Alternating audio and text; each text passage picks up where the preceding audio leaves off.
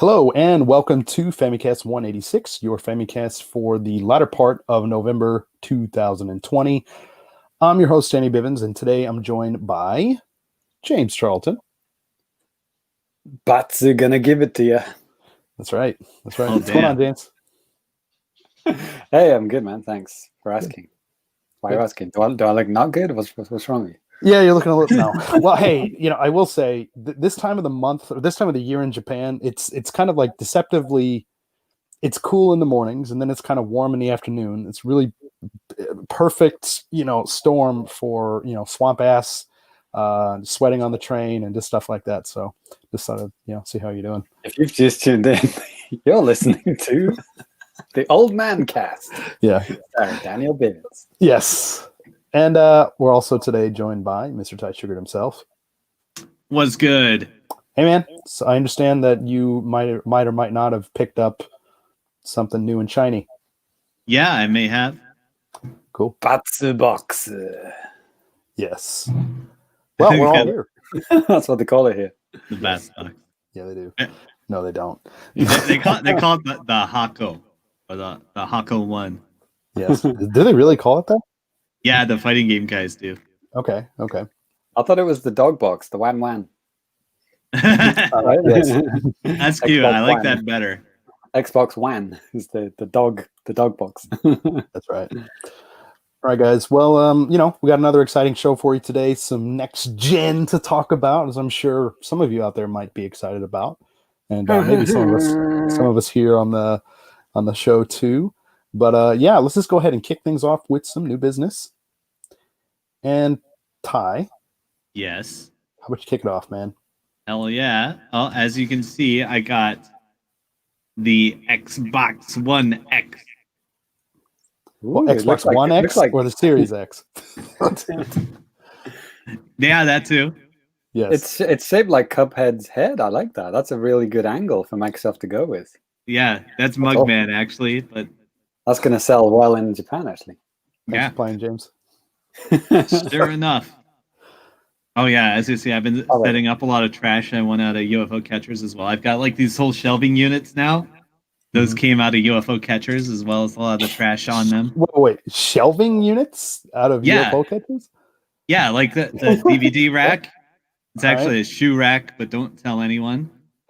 Um, Not the first rack he's got from a UFO character. Hey, yo! hey, High five! nice. So yeah, I managed to order an Xbox One X Series X, whatever. Yeah, the name is not confusing at all or anything, is it? Right. Yeah, I don't know what people are even going to settle on. I just want to call it like XS because it's the Series X and the Series S. Because But it's anyway, completely unnecessary and it's excessive. right. So yeah, I managed to pre-order one as soon as pre-orders went live, and they were only up for like 15 minutes. Mm-hmm. So that was a wild ride. Yeah, in Japan. Yeah. Was So, it your Killer Instinct group just like queuing up to order it one by yeah, one? I guess. I don't know. Well, yeah, I imagine it's also popular with like Westaboo type of people. I know like people that like to play like Dead by Daylight and Friday the 13th stuff. Like I've seen a lot of Japanese people on Xbox on those.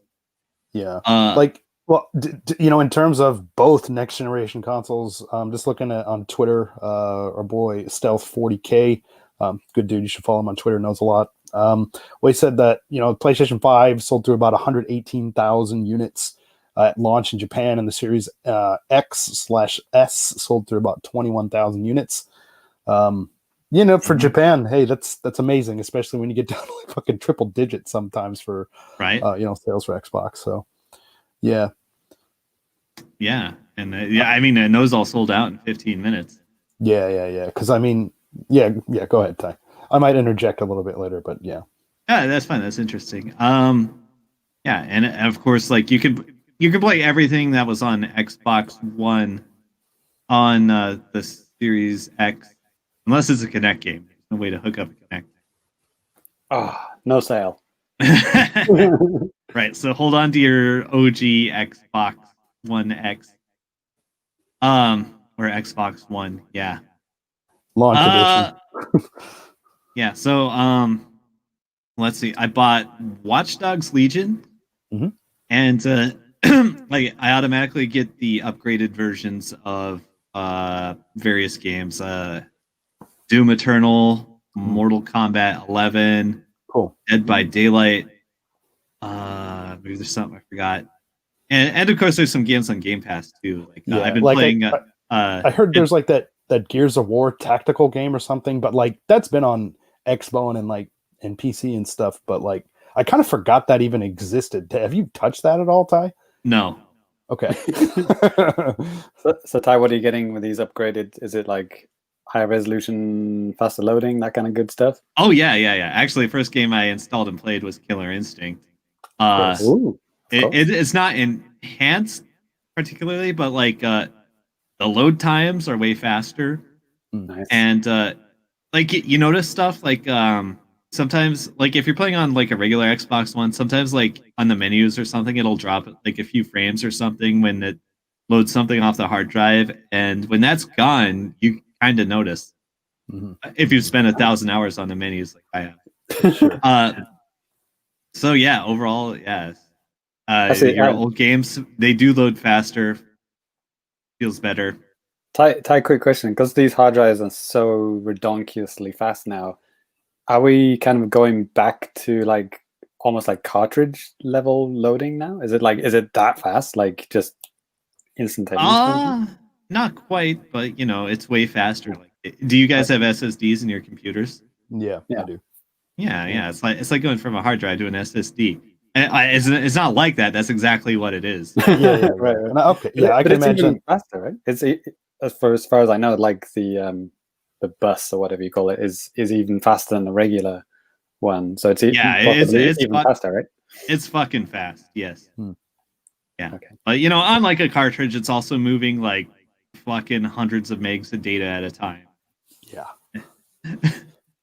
You know how it goes. Yeah, man. Cartridge speeds and stuff like that can, you know, liking like the N64 and reading a lot about it. And then, you know, obviously there were always comparisons back in the day comparing like N64 cards to CDs. It was just night and day, man. I mean, Danny, for like, you know, I was more thinking the Switch, not the N64. Oh, okay. Well, why do you have to go back like 30 fucking years? Sorry, it just came to mind. But, you know, Switch. it's like back then, holy shit, like that thing's moving like, you know, 50 to like 100 megabits a second or something, and the PlayStation's doing like 2 or 3 kilobytes or something. Not quite, but you know what I mean. I love Danny's mind. It's like as soon as you say cartridge, he doesn't think his current console. He goes back like 4 generations. I love it. You know, sometimes things just kind of stick in your mind, and that's all I got. So, I mean, Breath of the Wild. I mean, it has a fair amount of loading, right? It's from a cartridge, but it's not like instantaneous, right? Yeah. So yeah, maybe it's like that. Yeah, like you're still loading a shit ton of data into the RAM. It takes a while, no matter what. Now let me recount some of my gaming experience. Oh, first thing I want to say is the D-pad on this thing is amazing. Yeah, it looks good. Ooh, it's so good. It's definitely the best D-pad that's ever shipped with a console, if not the best D-pad ever. Whoa, wow! Like even better than like NES, Super Nintendo level stuff? Oh yeah, way better. Okay. Holy shit! It's so good. It's fucking amazing. Like as soon as I felt it, I knew I had to like reinstall Necrodancer and just go at it with that D-pad and, you know, do like 5,000 inputs and not miss one. Yeah. Nice. It's so good. You should buy this controller for your PC at the very least. What PC? Right. Oh yeah, I forgot you only have Play School toys that don't play video games. That's right.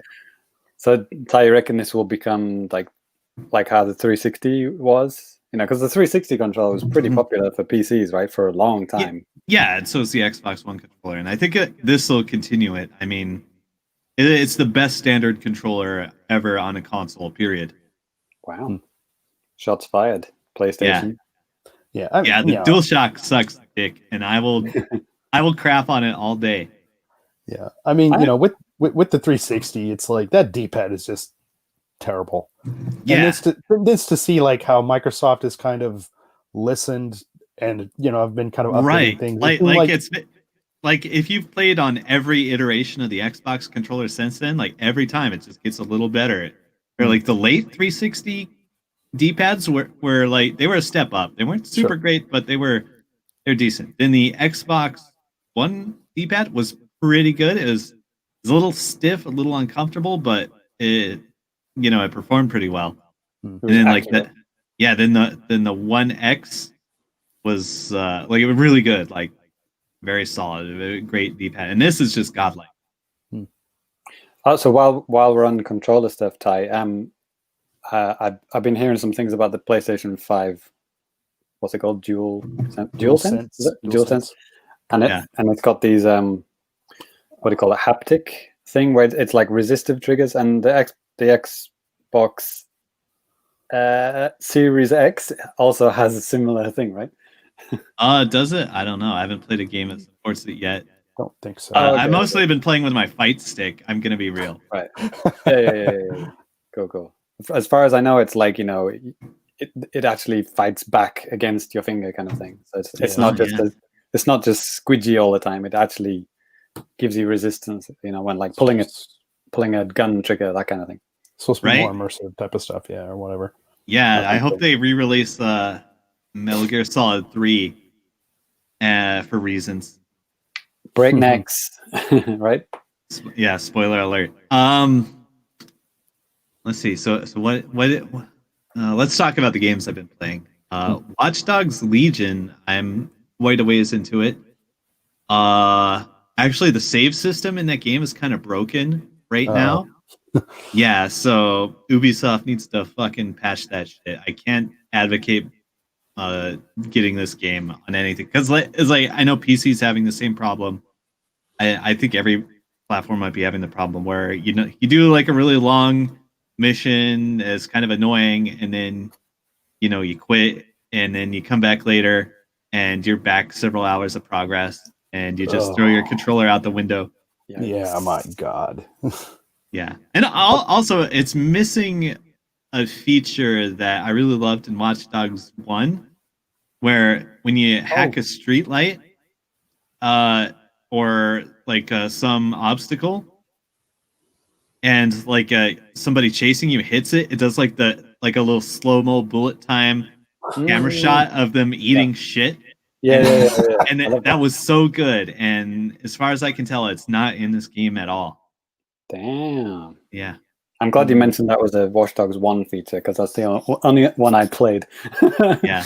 So, I mean, I hate to say it, but I don't remember if it was in 2. But I think I would have noticed if it was missing in 2. So tell me about my my beautiful fucked up country. Does it look good on the Series It does X? look good. I would like to get you in on a stream so you can comment on some of the locations. Yeah, I listened to the IGN UK podcast, and they are based in London. And they said it's a mixture of incredibly accurate and like just massive things missing, or like they've kind of crammed things together that weren't together. Right. So, I assume London's a big place, more than a couple of kilometers across. I mean, it was kind of similar. It was kind of similar with Watch Dogs 1. I mean, it was Chicago. Some places were like, holy shit. I mean, I've been to Chicago a few times. Right. So, but then like sometimes you see something like that is spot on. And then you see something else. You're like, no, I was literally just in this area and this or this should be here or something. I mean, it's not like a big deal. And only like people that are like really care or maybe know the cities like might get out of shape. But from the videos I've seen anyway, it looks pretty beautiful. Like the lighting looks insane. Yeah, lighting's really good. Ray tracing. The landmarks are really good. I hacked Big Ben, that sort of stuff. Is it just like a digital clock face now or something? Yeah, it's like the bad guys, like the PMC police that have taken over London. They're putting out their own propaganda everywhere, and you like fucking hack that shit, and you fire up Big Ben and all the other watermarks or not landmarks. Excuse me. A lot of fun. Kill Tory scum, all that kind of good stuff, right? Oh yeah, for sure. Why isn't that song in the soundtrack? If it isn't, it needs to be. I will pay like $5 for that DLC. Man. Did this game come out on November 5th, by the way? Ooh, I That would think have been amazing. just Like, about. Yeah, wow, that's quite good timing, actually. I mean, blowing Yeah. up Parliament November 5th. Come on, bring it on. Yeah. I mean, That the fucked my time. opening scene of the game is you like foiling the blowing up Parliament. Foiling it? What? Yeah. Man. What a Don't downer. worry, they blew up everything else. Okay, it's Okay, not like Assassin's Creed. You weren't like going back in time and stopping Guy Fawkes, were you? Yeah. Yes, you were. Okay. Oh man, I don't know. No, I haven't played. I need to catch up on the Assassin's Creed series. that- So let's see. Is that one out as well? The new Assassin's Creed Valhalla? Yeah, that's- Valhalla, yeah. That's also in England. Yeah, and it's also by Ubisoft. Yeah. Bit of a time gap though, isn't it? No, Yeah, a little bit. Pretty close, you know. Give or Right. take a couple years. I do like all your characters are like dynamically generated, and if you're you should play on with character permadeath on. Ooh. Right. To increase attention. Like it's totally worth it. Don't be a coward. Have you played as like a grandma yet? Like an old granny? I don't think I've recruited a granny. Who have I recruited? Just a lot of people. The first guy I recruited was a game developer, so I could get the achievement. You get shot after 5 minutes. Nerd. Yeah. What else? First person I recruited was it's like a woman with a Jamaican accent who was like a cryptocurrency consultant or something. Nice. Oh, have you seen my boy Stormzy yet? Can he be Stormzy? Or is he just like an NPC? I haven't seen him yet. Oh man. Does he have his own mission or anything? I don't know. I just kind of saw this behind the scenes thing of like him doing motion capture and stuff, and I was like, "Holy shit, Stormzy in this game! Fuck!" And he's like done his like a music video just for the game, like in the game. It's like My Nice. brother has a dog named Stormy. Same thing. It's kind of like when Snoop Dogg got his own level and song in Tekken. Do you remember that? Yeah, he's on like a throne in the background or something like that. Yeah, that rule. That's So cool, though. like if you recruit people, they'll have different abilities like that'll help you out. Like if you recruit a construction worker, which you actually have to do for a mission, they can get a cargo drone, and then you can surf around on it. It's awesome. And the certain characters will have like uniforms that can get you into certain locations undetected, which is pretty good. It's like Hitman or something, isn't it? Yeah. Yeah. And another cool thing is people you interact with and people who have interacted with people you have interacted with will just show up in the world, right? Like you'll find like some cops hassling some dudes and it'll be like the spouse of one of your agents or something, and you're like, holy shit.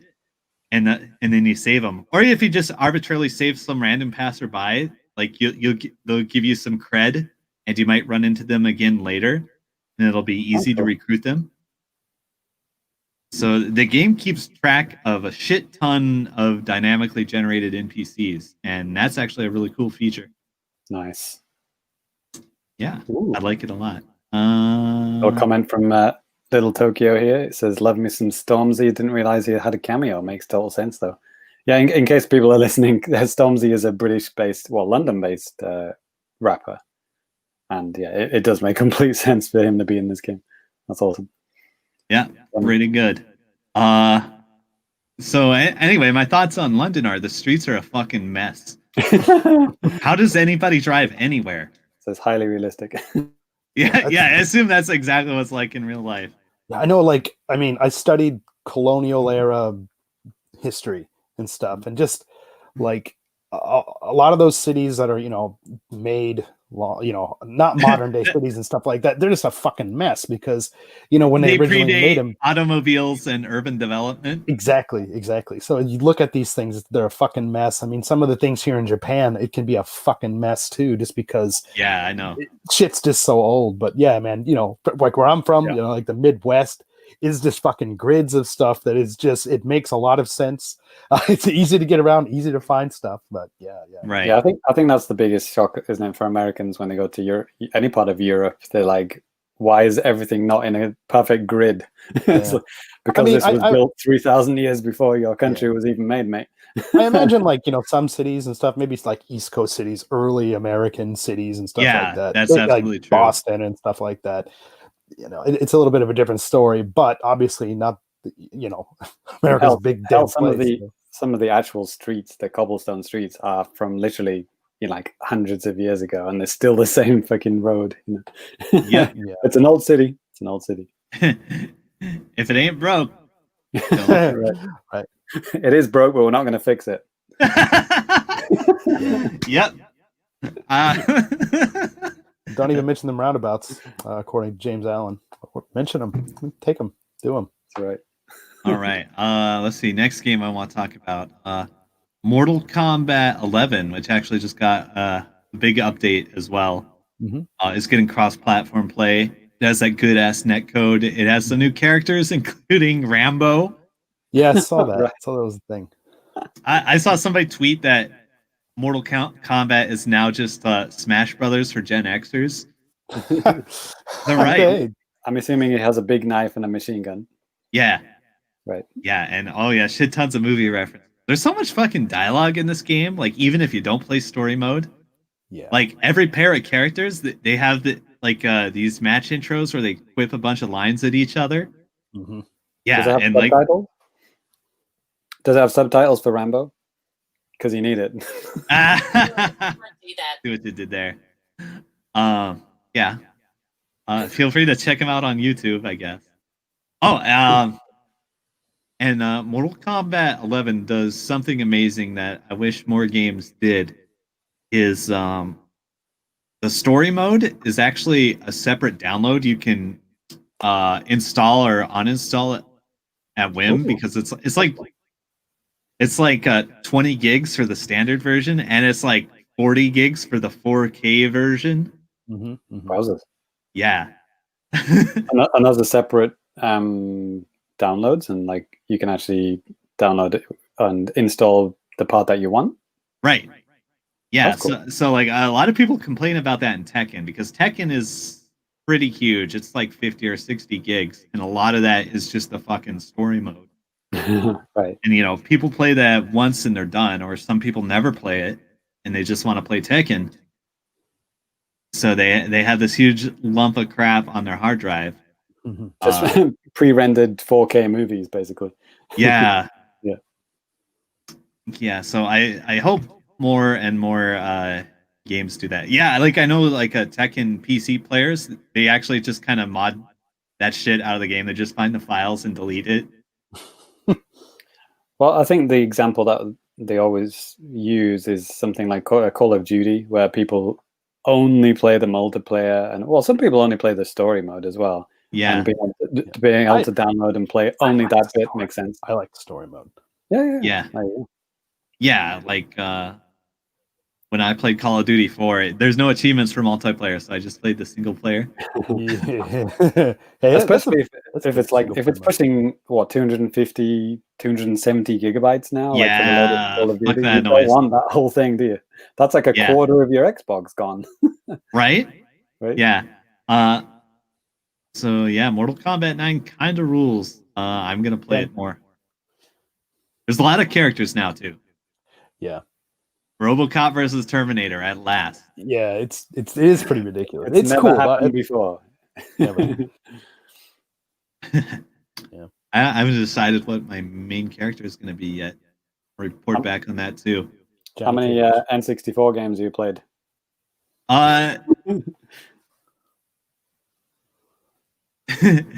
You know, you ask that in jest, but like I'm thinking now. Okay, I haven't installed any 64 games. Okay. That I remember. No perfect for you. Yeah. Let's see. What else? I've been playing Tetris Effect Connected. Mm-hmm. That's fun. It's just Tetris with like fucking star power and really cool music. That's all it is. Yeah. Shout out but it has Xbox One Series X enhancements, I guess. Hmm. Like you can play that shit in 4K. Nice. I thought that was a PlayStation exclusive. Not anymore. Yeah, maybe it was timed, but yeah. Oh, okay. Yeah, I was going to say shout outs to Mark McDonald of A4 Play, friend of the show. He worked on that game. Right? Yeah, so the original is like Tetris Effect. This is Tetris Effect Connected. So maybe it's like an update or a retitling just to kind of dodge system exclusivity. Kind of like how Sega Genesis got stuck with Street Fighter 2 Champion Edition, the worst one. What are you talking about? I like pressing start to switch between punch and kicks. Yo, like even if you had a 6-button controller, like that game was fucking busted. Like M. Bison was like way too good in that game. Like you would block Psycho Crusher and it would do as much damage as if you just got hit by it. Brilliant. Yeah, CE was pretty bad. Sega got punked on that one.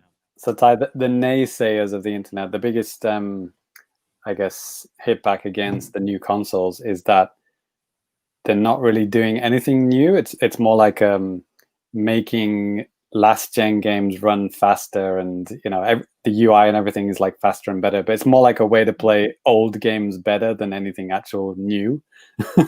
Right, like coming later. Like, what can they do that's new? What's a new thing you could add to a console? Like people talk. Yeah, I just meant in terms of new games, Oh yeah, well, well, yeah. There's the whole global pandemic and stuff. Yeah, too. I was gonna say 2020 has been just probably not an ideal time to release a console, but Microsoft and Sony did it anyway. Or it's the best time to release a console. Well, yeah, but I'm saying like in terms of like, yeah, okay. So I guess yes, but in terms of making sure everything's ready, it's like in terms of logistics, it's fucked. Yeah, I mean, Jesus Christ, they're supposed to, Halo was supposed to be coming out with Xbox originally. That didn't happen. Yeah, I mean, PlayStation 5 does have Miles Morales, Spider-Man Miles Morales, which seems pretty good by everything I've seen. It's always funny seeing the weird glitches and stuff that happen on Twitter, but yeah, I mean, for me personally, because I thought about getting an Xbox, but I'm probably just going to hold off. It's just, I mean, I don't have an Xbox One, so I do have, when and if I do get an Xbox, there's a lot of stuff that I can dig into that I haven't been able to touch for the past 7 years or whatever. So, right. Well, I have a mountain of Xboxes. You might be able to talk me out of one.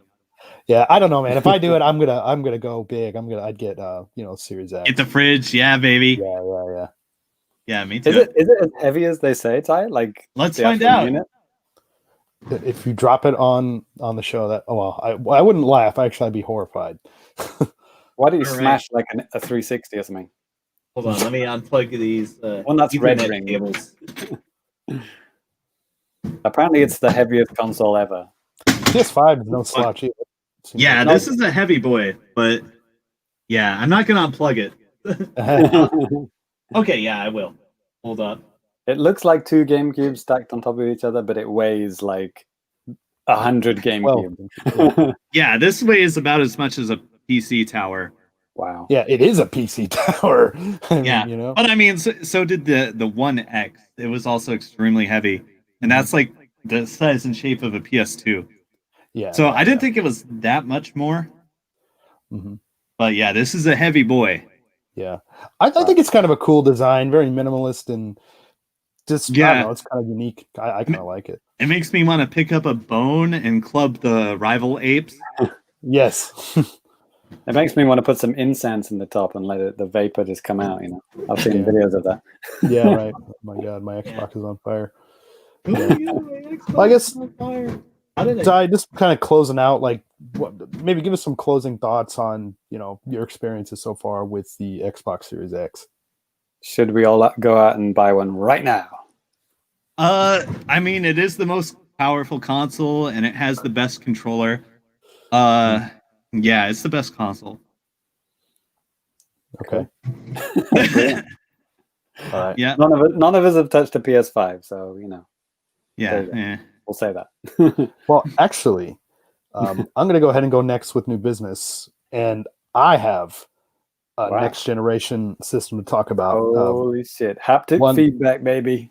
Haptic feedback, something that you guys have, everybody's really hyped about, and it is, of course, the Game and Watch Super Mario Brothers edition. Wow. Yeah, so obviously, yeah. If You would follow- get beat up on the playground if you showed that. Oh yeah, I mean, I'd get beat up anywhere if I showed this, probably. You get beaten up by someone carrying a Series X and just like crush your skull. Holy shit! Rest in peace. Yeah, sorry, but it's been fun, guys. No, so I picked this up, right when it came out last Friday on November 13th or whatever. And picked it up at midnight. Woo! And Ooh. yeah, kind of busted it open, kind of been playing around with it for the past, obviously a couple of days. We have like a showcase up on the YouTube channel if you want to see like some high resolution, shots of the system and kind of like my initial thoughts and stuff like that. I mean, it's a cool little system. It is what it is. It's a Game and Watch that, has obviously, the clock function. It has Super Mario Brothers 1, Super Mario Brothers 2, and stuff like that. And then the game, which I've been actually enjoying more than I thought I would, and that is Ball. Ball.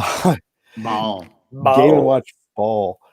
Which, yeah, it's been a lot of fun. It's a really simple thing, and it's just, obviously back in the day on these old LCD screens and stuff like that. Maybe I'll try to get up some kind of a screenshot or something here while I'm talking. But, back in the day and stuff, you just, before like pre-Game Boy and stuff, you had those old systems with, kind of like those Tiger Electronic stuff if you're from the States, stuff like that. And obviously, Game and Watch, but yeah, same deal here. But this is, obviously an updated version of this. And the main difference here with this version, Mario is, taking center stage, considering that this is, Mario's 35th anniversary. But simple game. It's all about pattern recognition. I've got a super high score on game A. It's not that high. And actually, I put out a tweet, for all you guys out there that have either the original Game and Watch, or if you have this version of it. Yeah, seriously, try to beat my high score. And if you haven't, I'm really surprised. What's the the hashtag beat Bivens balls? Yes. Right? Yes. Make sure you got to use that hashtag beat Bivens balls. Have to do it. And then submit your score. Now with the screenshot, right, Danny? You got to take a photo with the screenshot. And the prize is ultimate bragging rights for you. Beat my balls. You are very good at handling balls, better than me, which would be a surprise.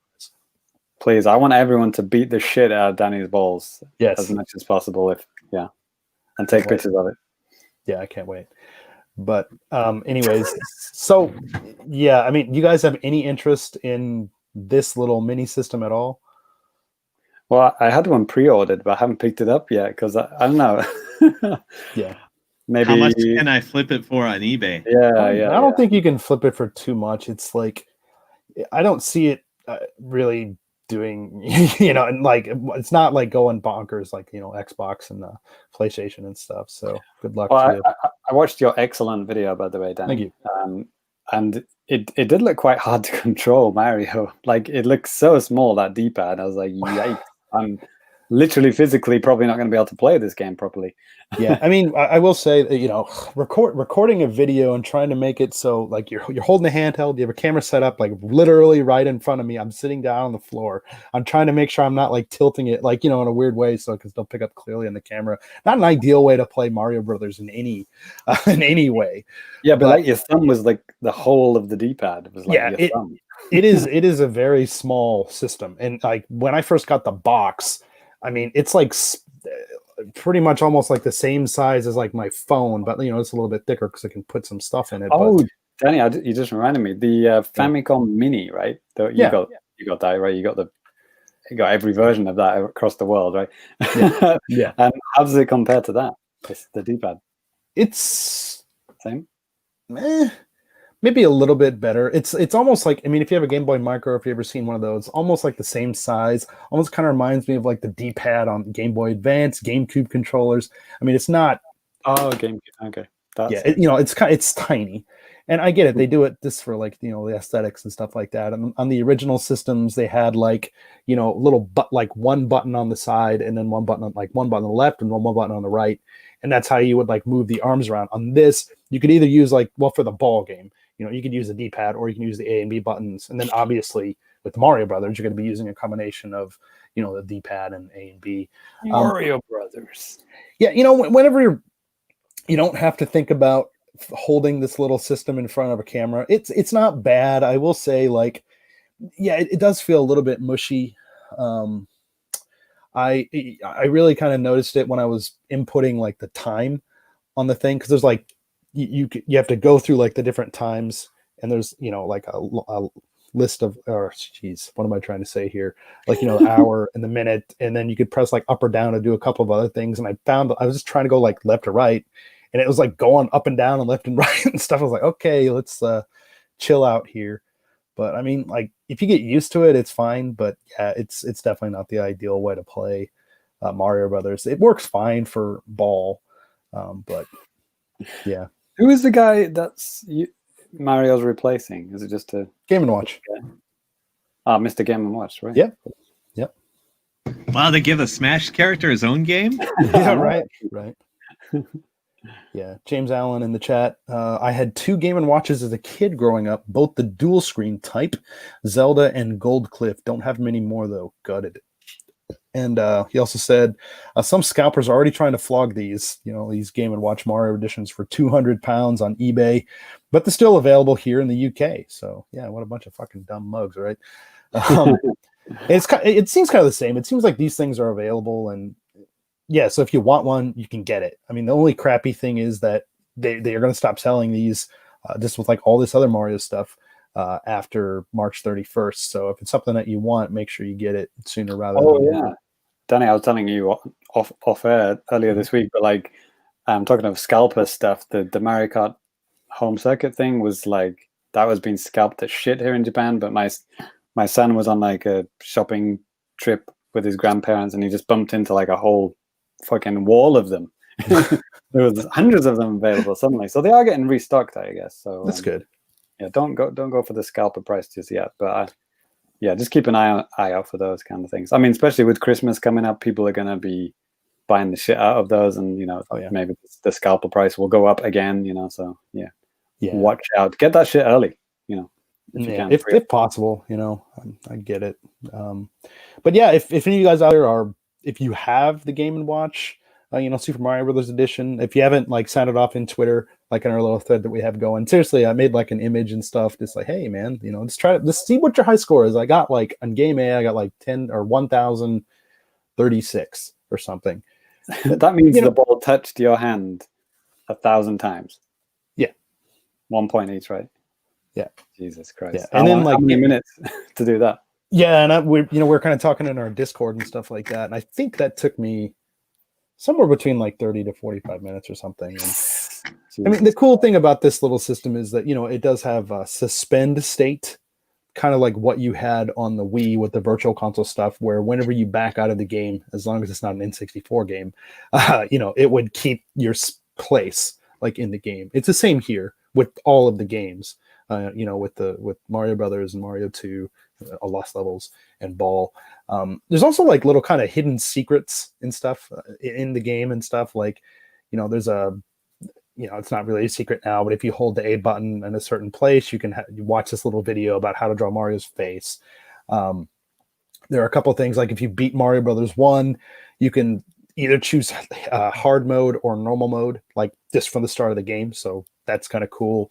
There's some other stuff included as well. Like if you hold like the A or B button or something at the start of Ball, you can switch from being Mario to Luigi, which is kind of fun. So it's like little nods and stuff like that here in the package. That one of the Kirby games started with like how to draw Kirby, didn't they? Yeah. Nintendo have got a history of doing this thing, like teaching like a simple way to draw the most popular characters. Yeah, and I think I saw something about this, I think on NWR, where they were saying, well, this was on that one of those 3DS applications from like 2013. Oh yeah. What's the thing? The man with Doodle maybe. Yeah, I remember the Japanese name of the the girl character. Her name was Nikki. Her name was Nikki, and maybe the other one too. Oh, Nikki. yeah, It's just like Nikki. whatever. But you like draw. Swapnote? Is it Swapnote? Was it Maybe or... Flipnote, but they had like a Flipnote. video. I guess this was something from that era of 3DS type of stuff or whatever, and this is kind of, I guess, like a smart way to reuse that. But yeah, interesting. Anyway, yeah, and James Allen hacked the shit out of it. Yeah, actually, surprisingly, I haven't seen much about that yet. About like what the internals of this thing are like, how much how much space is in this thing for like little games and stuff. 'Cause, I mean, obviously, this is super freaking light, which is pretty cool. Like, actually, I went to a wedding over the weekend, and I brought this with me. Just like slid it in my pocket. It's a little bit easier to carry around than a Switch. I didn't really use it too much, but it was kind of cool just to have and show people, and it's kind of fun to have new things and just kind of bust it out. You can't really do that with the Xbox or the PlayStation 5, but this little guy, yeah. You can only whip that out at someone else's wedding, not your own wedding. Yeah, right. And pro tip. Yeah. All right. Well, that is actually going to do it for me. James, how about you finish us off, dude? All right then. Well, we got a couple of nice little review codes came in on time, before the show this time, which is always nice. And the first one is called YesterMorrow. Yes, a combination of the word yesterday and tomorrow. And it's as you would imagine, it's a time travel. Well, the story is about time travel. It's, I guess, it's a 2D action platformer adventure game. I wouldn't really call it a Metroidvania, because it's pretty much like there's one way to do things, but you play as like a little girl, and and it's a beautiful pixel art 2D pixel art game. Actually reminded me a lot of Owlboy, which I talked about maybe last year. Fantastic looking game too. Yeah, incredible animation. Like everything is animated in 2D, and it has a day-night cycle which constantly loops as well. So like you're playing stages at sunset, and it'll go to dark and then daytime again, and that it's not set to the story, so that will just keep going. So you could play a game at the same time as your friend, and you would have different visual experiences. It's like it's pretty cool. The story is about like you start off in the good timeline, the before Biff has won the casino version, and then things get something happens, and like all these demons come out and it destroys everything, and then you kind of explore these temples, and you find these crystals, and you find a way to actually reverse time and go back to before everything happened. But it's quite a big time gap. It's several years, so like your character actually changes age quite a lot, and they like long hair and short hair. They really try to make it obvious as like, hey, you're changing. There's a long time period between these two, right? They're trying to make it as obvious as possible, and it's pretty cool because like you're exploring everything twice in a way, and seeing it like the dark side and light side versions of things, before the event and after the event. So that's really cool, actually. I really like that. And the before the event thing, everything is just so pretty and beautiful and green and just gorgeous looking, very much like Owlboy. But then after the event thing, everything's kind of like got these slimy things and gross things in the world, and everything's dirty and broken and gross and dark, and I don't think it ever gets sunny, actually, now I think about it, in the dark side. The platforming is good, and it's actually quite a lot harder than I thought, actually, which is another thing which reminds me of Owlboy, because Owlboy is like a really beautiful platformer, but it has its really hard sections. It's like it kind of almost lulls you into a false insecurity thing. Oh, this is so gorgeous and cute and lovely. I've always wanted to be cool. Dude, shut the fuck up. Sorry, Siri, you just having a combo with Siri over there. What am I saying that she's responding to? Jesus Christ. Serious. Right. Yeah, like Owlboy, it's like it has the image of being cute, but then you do have these really hard bits where you're going to get your fucking balls kicked, and you do have to be you do have to be good at platforming games, and to even right at the start, I guess there's some really tricky bits, and I was like, oh, okay, wow, this is really, pushing me to my limits right at the start of the game. It makes me think, like, how hard is this game going to get near the end of the game? But it's cool. That's cool. I don't need a soft start. It's boring to have a game which gives you softballs for the first 6 hours. You don't always need that, right? Yeah. So that's cool, and there's a lot of cool puzzles which involve sometimes involving the time travel, like you'll destroy something or move something before the event, and then you'll come back and then things will have changed, things like that. Other times you're just getting to other parts of the world because like the dark side a bit is blocked because there's something that's been broken and you can't get through, so you go to the outside, go around it when it's easily accessible, and then you go back to the dark world when you've got past the obstacle, things like that. It's nothing too mind melding, but like how it's done is really well done, and I'm gonna keep playing it. It's a game called YesterMorrow, if you've already forgotten the name of the game. Hey, I was listening to podcasts. I always find it helpful if when people say something again, because sometimes you think, whoa, what was this indie game that I've never heard of before? So yeah, absolutely. That's why I do it on this podcast, because like, so everything's a game, and it's like, what? Just totally skipped over that. Just another thing to brag too. If you're listening to the audio version, you're watching on YouTube, we always have chapters that are there, and especially New Business, they have it listed out basically what we're talking about too. So if there's ever a time when you need to check that stuff out. I make sure that that's in every single episode, so check it out. In your face, IGN. Basically every podcast that doesn't do it. Every podcast except this one. So yeah, enjoying that. And the other game that we got was Cake Bash, which is it's basically Overcooked, but you are controlling cakes and donuts and sweets and stuff like that. Visually, it looks really nice. Actually, it's really pretty, really cute game. Everything's like nicely rendered, and it actually looks way better than Overcooked, actually, because I played a lot of Overcooked with my students, before before everything that happened. And so I know. Wait a minute, James. How do you play this game? Because I saw some video. It looks like you just slap people around. Yeah, so it's over, like, if you just look at videos, you think, oh, that's Overcooked, but like what you're actually doing is different from Overcooked, because you're not actually making food. It is more of like a competitive game.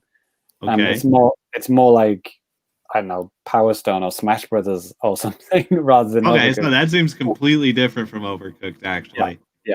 So like if you just watch like 5-second video clip, you would just make that assumption, like I did, but it's totally not. But the presentation is very, very much Overcooked, and like the story, it's got a story mode, and like when Overcooked, I've only played the first Overcooked, by the way. I don't know if the second one has like better story elements or better UI and stuff like that, but the first Overcooked is very simple. It's everything looks like it was downloaded from the Unity store, but it's a fun game. Don't get me wrong, I played hours of that game in multiplayer with my students. Yeah, I mean, with Overcooked, it seemed like they weren't really going for like a thing where they're trying to wow you with the visuals, Yeah. So I mean, that makes sense. But yeah, I mean, just like watching just a trailer for this game, like just looking at it, the first thing I thought was like, wow, this is a pretty nice looking game. Granted, I was watching like a PS4 trailer, but at the same time, I was thinking like, okay, this can't look that much. Well, no, it does. Yeah. It does, actually. And they do have this kind of depth of field effect, which even on the Switch version, and it just looks really, I mean, it's so simple. I mean, it's not like it's pushing the Switch, which is kind of like, with Overcooked, you actually do get a bit of chug, actually, to be honest. Even in 4-player, there is a bit of chug, even though the game is so simple. But with like Ty said, you are like bashing your cakes. The cakes that you're controlling, or donuts that you're controlling, do have arms and legs, and you can Y is the punch, and you can hold down Y, charge it up, and they'll kind of leap forward, like Falcon Punch style, and take people out. and Nice. that'll make them dizzy, so they can't move for a few seconds. You can pick up kind of larger items and throw them, like with holding down A, and then you can kind of move a cursor and then release it, and it'll throw stuff. You can pick up like bats, like long weapons, like a candy cane or something like that, and smash people with it. But the cool thing about it is that it's got loads of different modes, like game modes. It's not just hit other people, end of game. No, they mix it up a lot. So and the story mode, like I said, it is presented very much like the Overcooked story mode, where it's like 4 people going along this kind of world map and going to the next stage and challenging each stage one by one. But this one, it makes a really pretty kind of cutesy little story about it. So you're in a cake shop, and like you choose your characters, and then if you don't have any human people to play with, it'll just pop in bots. So there's like 4 of you starting, and you're like on the cake stand, in the restaurant, in the cake shop, and then someone will introduce you to the story, and then the story is like a customer is asked for a certain kind of cake, and it's up to you to get as many delicious things and attach it to yourself to make you as delicious looking as possible, so the customer will choose you. So you go through all of each of these mini games, and then if you win, between each stage you get to go to a shop and like buy these kind of gummies and chocolates to attach to yourself to make yourself more delicious.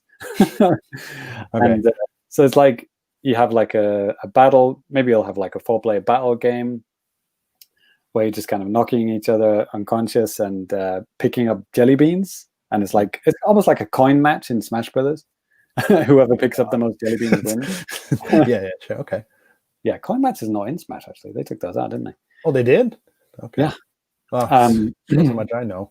So like, yeah, jelly beans, collecting one, and then you'll have like what's it called? Like you're throwing fruit into it. Like I think it's called fruit pie or fruit something like that.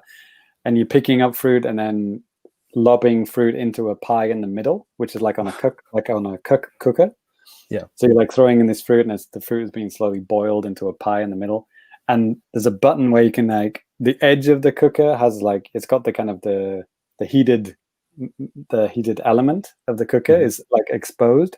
So you have to actually stand on the element to put the fruit in, or you can stand from a distance and throw it in, but it's a little bit trickier, right? And if somebody stood on the heated element, there's a button you can press which like sets it on fire, and they'll just burn everyone, and then you can just go in and steal all their fruit. Yeah. And whoever has the most fruit in the pie at the end wins. And then there's like a toasting marshmallows one where you have to kind of like use the stick to kind of tilt your marshmallow stick near the fire, not too close, and then get a perfectly toasted marshmallow. And there's ones where like pigeons, you're like on a table outside the cafe. There's like a pigeon, which is pretty realistic, a really well animated pigeon, actually. Shockingly well animated pigeon, as like going around the table and like pecking at stuff, and they'll maybe attack whoever's in first place, I think. Oh god, like a Smash Brothers assist trophy or something like that, or like stage hazard. There are little kind of nods to kind of Smash Brothers style gameplay things in there, but it's really fun, and it looks so cute and so delicious, everything. And all the playable characters are different kinds of cakes and donuts and cookies, if you will. So it's pretty cool, and you can unlock extra costumes and stuff like that. Yeah, and it's got an online mode, which me and Danny are going to try out. Not today, but another day. We're like before the show, James is telling me about this, and he's like, "Hey man, do you want a code for this? We got like an extra code so we can play some multiplayer." And I was like, "Cake man, what the hell?" And then I see like the the download icon after plugging in the code, and I'm thinking, what the hell is this stuff? And then I was like, James, is this even like a good game? Is this a game for boys? Right? And no, it's a game for men. Yes. But no, from what you're saying now, and from even just what I've seen just so far, just like footage, it looks like it's cute, and it looks like it actually is going to be fun. So I'm looking forward to, getting to throw down in Pie Town or whatever the hell you want to call it. Yeah, it's a little bit of Power Stone, a little bit of Smash Brothers, a little bit of Overcooked, and a little bit of the that course in Mario Kart 8. Is it called like Sweet Canyon or something like that, where you're like going through treacle and stuff like that? Yeah, The visual side looks very much like that Mario Kart stage. that's a good way to put it. Because I was thinking like I know I've seen this in 3D looking kind of nice before, and that's got to be it. Mario Kart 8's a good looking game, and it's it's as crisp and as nice looking as that Mario Kart 8 stage. So yeah, think of it like that. Yeah, and I briefly mentioned about playing with my students and stuff. Like, I mean, that's gone down the pan obviously in 2020. Haven't been able to have my well, I usually do about 4 at the end of each semester throughout the year. I usually have like a little get together, a little game party, which hasn't really happened this year, unfortunately. But for one class, I had a lot of kind of tech savvy or game savvy people, and they suggested a few games to play, cross-play games, because you never have a class where it's all Switch owners or all PS4 owners. Of course. So we were brainstorming of games we could play, and the 2 suggestions, you're going to laugh at this, it was Paladins and the Brawlhalla, which I think Really? Yeah. Yeah, because Brawlhalla it's free, Right. and it's crossplay, Right. and it has rollback netcode. Yeah. And it works on everything, so it's beautiful. So we had we did like half Paladins. We played Paladins for like an hour or so. That was awesome. And it's like Natsukashi. That took me back because we played that in one of our game nights. We did. Oh no, we also played it as like a stream, didn't we? Just one of our patrons. Yeah, it's almost like the ghost of Cyrus has come back. Yeah, your students. Yeah, it's amazing. But yeah, that game's a lot of fun. I mean, we just played Overwatch for real game night. We played Overwatch, just a couple of weeks ago, and the game is pretty much identical. The characters are like 1 for 1 almost. But there's some things that are different. And we had a lot of fun. We played a whole bunch of games, and everyone really enjoyed it. And a lot of guys they'd never played Overwatch and they'd never played Paladins, and they were like, "Wow, we didn't know that this game was on the Switch. We didn't know it was free, and we didn't know it was crossplay." So it was like everyone was like, "Oh shit, this is amazing!" And Brawlhalla, I didn't even know. I don't think I played it like just a little bit. Maybe because Ty mentioned it, I thought I'd check it out. But I know Cyrus mentioned it too before. Yeah. Did he? Okay. I mean, I thought it was okay, but with a party play, because I think we had about 6 people playing at once. So it actually has a lot of things that Smash should steal. Doesn't it have Shovel Knight as a character? No, you're thinking of Brawlout? Not Brawl, the other one, the one that Dan Fornes made. Okay. Rivals of Aether. Yeah, this one, Danny, it's very much like a Flash game looking. It's very flat 2D sprite, like Rayman, original Rayman kind of look to it. And they do have tons of guest characters and guest. Oh yeah, you can play as WWE characters and the cast of Walking Dead. Yep. Wow. It's just random. So money makes the world go round. Yes. The default option was 4 players, right? Like regular battle. It is basically Smash Brothers, by the way. You're knocking people off, but you've got heavy weapon and light weapon, which you can pick. You can throw them and you can pick up other weapons on the stage. But I was going in the settings option, and I was like, oh shit, we've got 6 people here. It's a shame to have 2 people waiting out each time. And then I just went to the settings, and it was like player number. And just for a laugh, I tried to increase it, and it did work. I was like, wait, I can do 6, 7, 8 players online, in this Smash Brothers style game. And not only that, but they have about, I'm not exaggerating here, about 30 game modes that you can play. So it's not it's not just like regular Smash. It's it's like a football game. Both definitions of the word football. US and European football. There's a WWE match. There's a basketball one. It's there's so many. there's like a tower climb one where you're kind of like trying to reach the top without dying and falling off. So many options. I was so impressed, and we didn't have a single like frame dropped. Like it was fluid, it was perfect. Like I found out later that I had rollback netcode, and I was like, oh, okay, now it makes more sense. Yeah. Of course, we're all in Japan, and we all have decent connections as well. But like, yeah, that was awesome. I was super impressed for a free-to-play game, free-to-play, cross-play, like tons of options, like perfect online experience. It's like, okay, maybe this is what's in Ty's head when he's complaining about Smash Brothers. It's like, if games like this can do all of this for free, it's like right.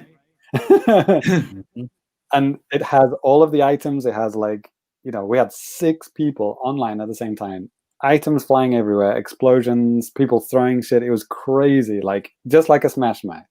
Of course, it didn't look as good as except without a solid second of input lag. Yeah. Yes.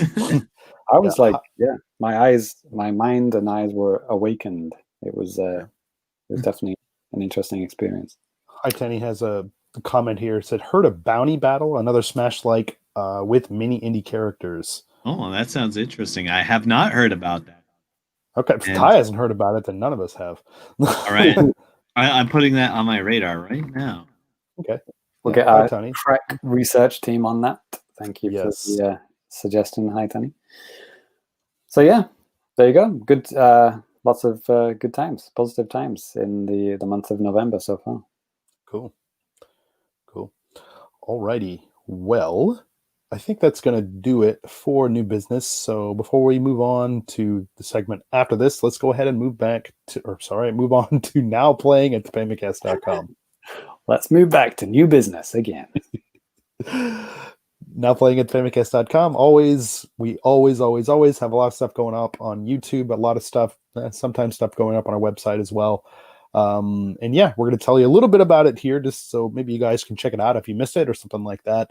I'll just go ahead and kind of get things started. So, I mentioned earlier here in the episode that, I put up like a showcase for this beautiful, beautiful Game & Watch Super Mario Edition. You should definitely check that out if you want to get a close look at the system. And then actually, depending on whenever you're watching or listening to the show, on Friday, November 20th, I'm going to do a similar showcase with of course, the Hyrule Warriors Age of Calamity Treasure Box, Japan only edition, whatever you want to call it. So this is a thing that is not coming out in the West, to the disappointment of many Zelda fans and stuff like that. So I'm looking forward to digging into this box of trash and showing you guys what it's all about. So this is a Famicast exclusive, boys. You're not going to get this on your Game Explains or your IGNs. You'll get it in a week or something like that. Well, they'll just copy and paste our video. Yes. Or they order it from Japan. But James, what else we got going on, man?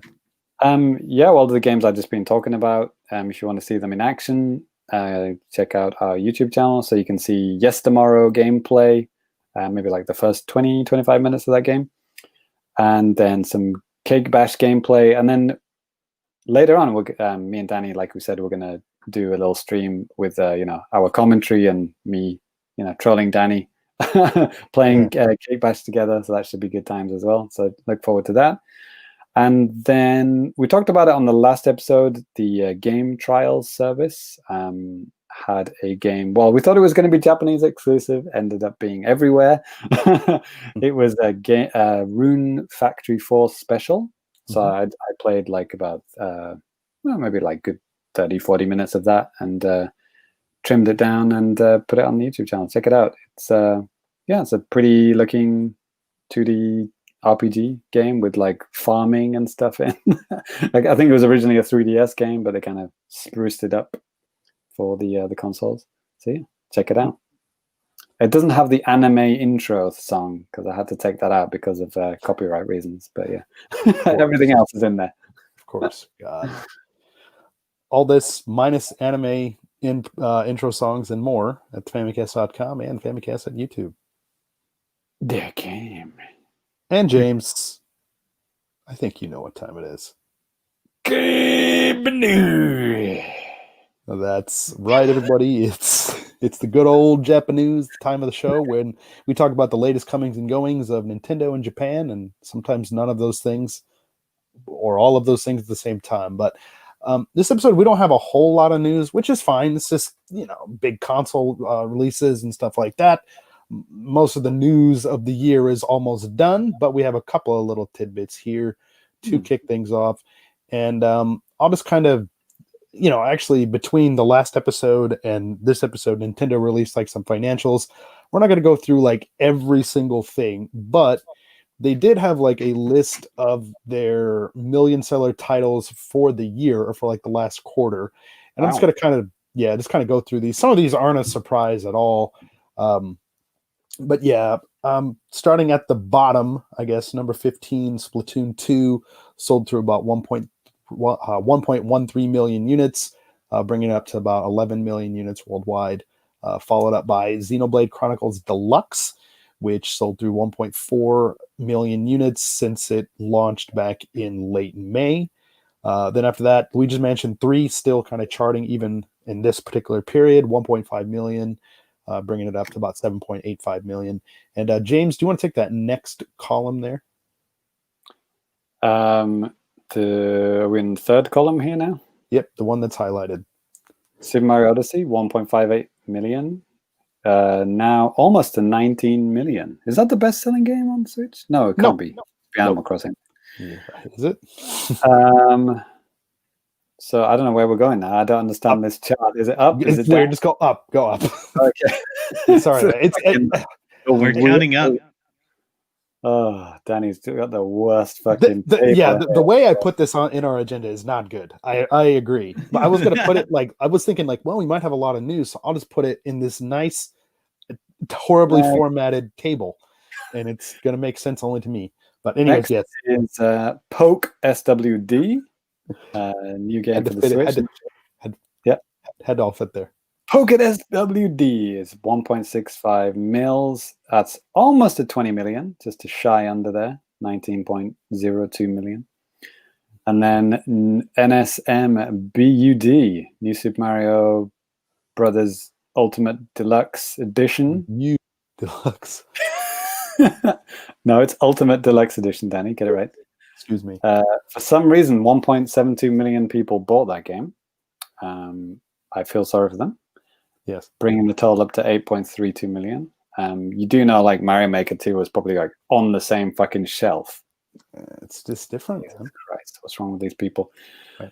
And then CG51, 1.81 million. I guess that's it. That's the total, right? Yeah. Clubhouse Games, I think. Yeah, that's right. Not Computer Graphics 51, the magazine I used to buy in the 1980s. No. Yeah, not yet. Ty, do you want to take this next column from the bottom going up? If you don't the next know column being the one to the left. Yes. Seriously, we're going from the bottom. Jesus Christ! I wish our viewers could see this. All right, we have S&M Party. That sounds like a good game. S&M Party. Yeah, it looks like 2 million and then 12.1 million total. Mm-hmm. All right. Smash Ult. Okay, I can't think of a joke here. 2.26 million, 21 fucking million units sold. Wow.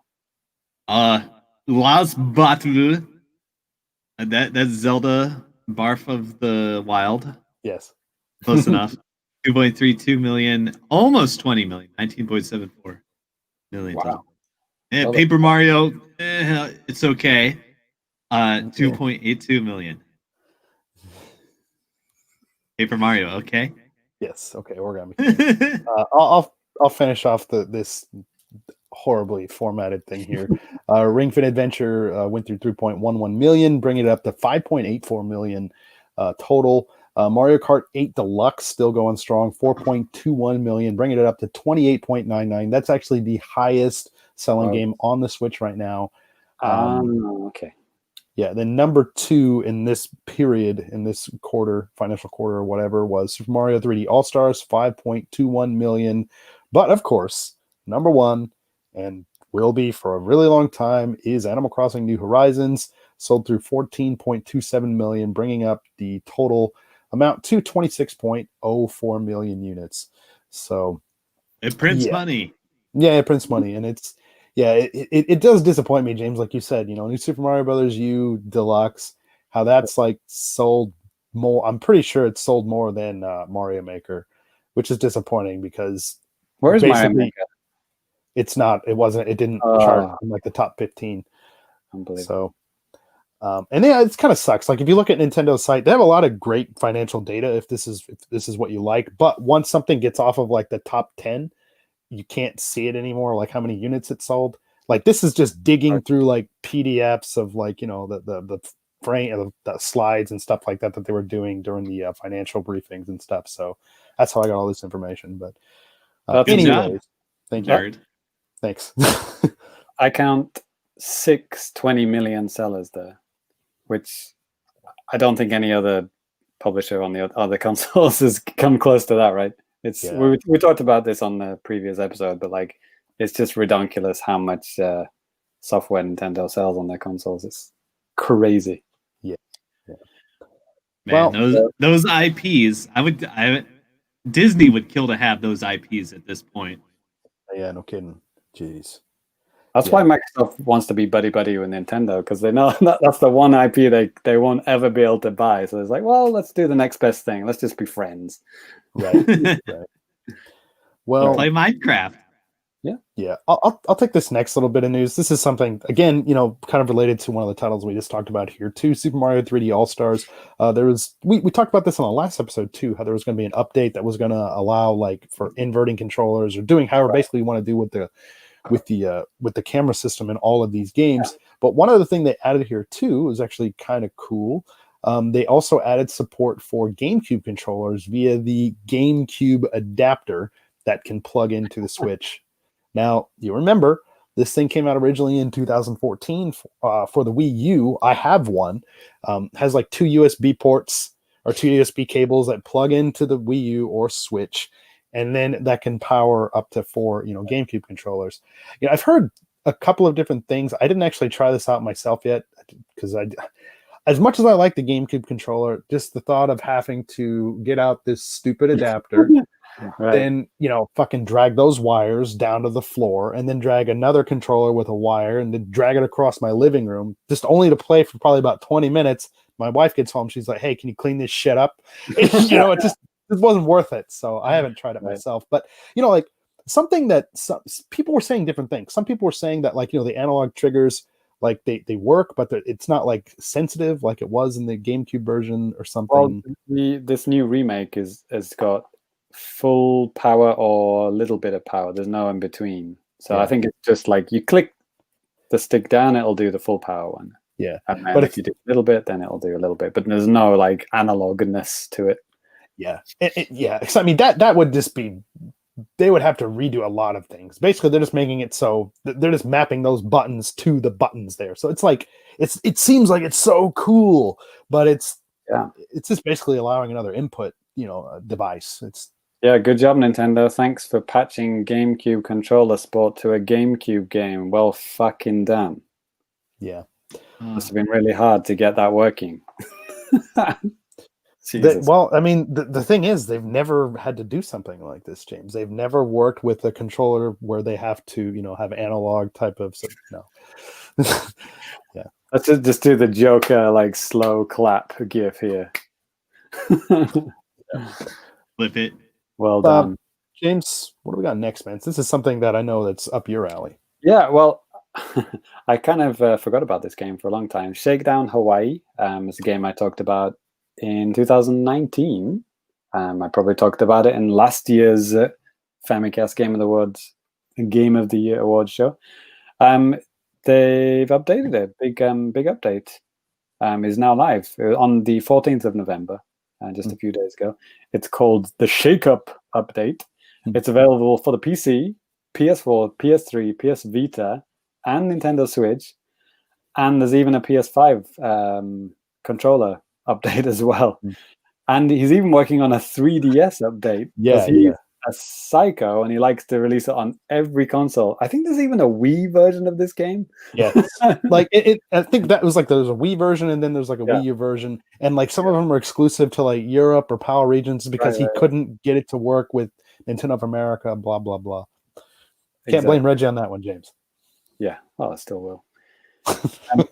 So they've added a new difficulty setting. The new normal setting is it's going to be rebalanced. So that'll be because it used to be a little bit easy. So now the normal has been changed to easy, and the new normal is going to be a little bit harder. And they've added more enemy types, new side quests, new shakedowns, which is where you kind of go into stores and you just kind of like threaten the shopkeeper in various ways. There's various ways that you can kind of like, shake the place down. Hence the name of the game. There's more moves, more weapons. Yeah, it's pretty cool. Nice update. I actually reinstalled this game and played around with it a little bit. Cool. So yeah, I'm gonna play a little bit more of that because I like that game. I maybe gotten like 94% of the way through the story mode. Oh, damn. I might just finish it off. Yeah. It definitely looked cool. I remember you reviewed it, right? I'm pretty sure you did. The music is just incredible. Oh, dude. Yeah, it's great. Yeah. And just, the gameplay and visuals and stuff like that too looks so fucking good. And just, it looks like a blast. Just like old school GTA, type of stuff. And really colorful. And Danny, did you know about the this thing next on the agenda? Yeah, I did actually. I kind of forgot about this. But Super Mario Brothers 35, popular game. Oh, okay. Not this. I did.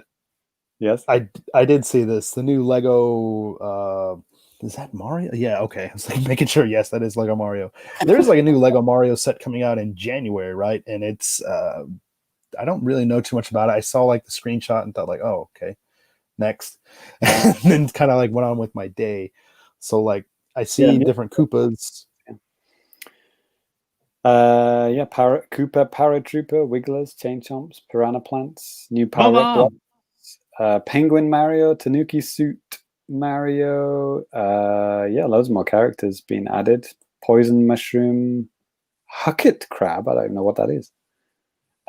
Spiny Cheep, Foo Ninja, Ninja, Parabeetle, Paragoomba, Swimp. Is that just a small swamp? The little one, yeah. I remember that. That's canon. Yeah. That's, yes. The crab might be the one from Mario Bros. Yeah, that's what I was thinking too. Okay. Yeah. Cool. Deep lore. Yeah. There you go.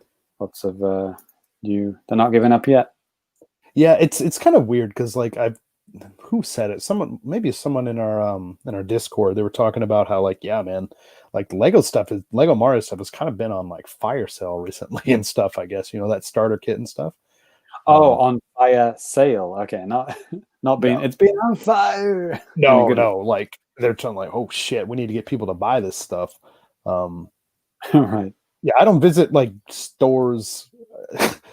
So I don't know.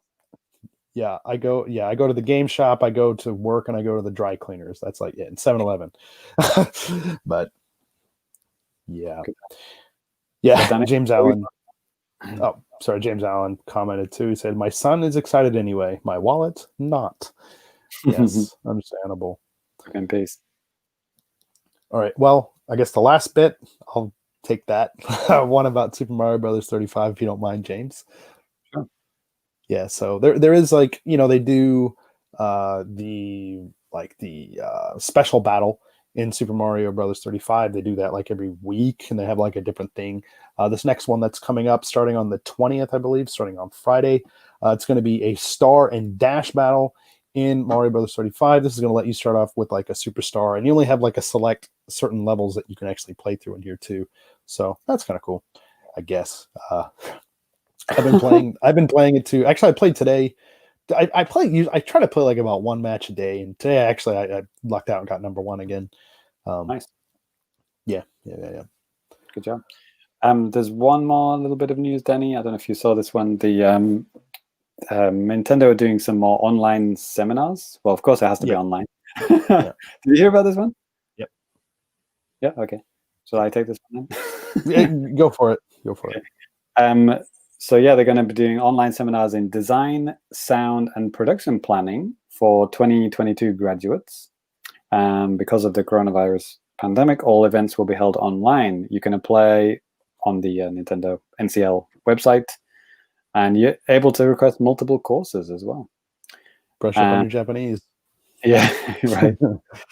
So the design one will be basically software production. That'll be next month, December 2020. Artwork production will be January next year. And then another workshop for that in February. And then for the sound one, there will be one next month, and then online workshop in January and February next year as well. So yeah, lots of cool things. There's ones on system development, network development, and electronic design. They're reaching out. They're trying to kill off the old guard. All they have to do is just talk to Ty and, get to the, just talk to the guys that made Brawlhalla or whatever the hell we were talking about earlier. Right. The network development one, they'd be like, okay, has anyone got any ideas? Because we're fresh out. Yeah. We don't know how to worry about Right. I'm just here thinking, like, okay, who would want to take a development seminar from Nintendo? Right. Everyone not about the internet, at least. What the fuck is rollback netcode? They don't know. They don't know. It's on their system. They just don't know it. Right. And it's not by them.